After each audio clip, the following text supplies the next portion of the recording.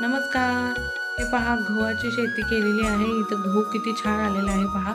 आता थोड्याच दिवसांनी या गव्हाला दाणे तयार होतील.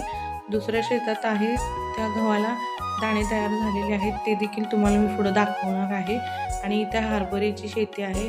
हरभऱ्याला पण थोड्याच दिवसात हरभरे लागणार आहेत. हे पहा आता याला फुलं कळ्या लागायला लागलेल्या आहेत. भरपूर असा हरभरा बहरणार आहे. यामध्ये ढाळे लागतात आणि त्यामध्ये हरभरे तयार होतात.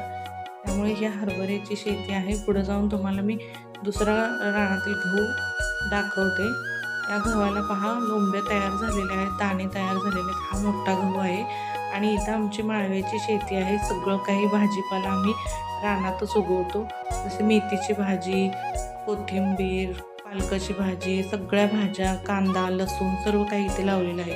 व्हिडिओ कसा वाटला, आवडल्यास एक लाईक करा. नवीन असेल तर आपल्या चॅनलला सबस्क्राईब करा. धन्यवाद.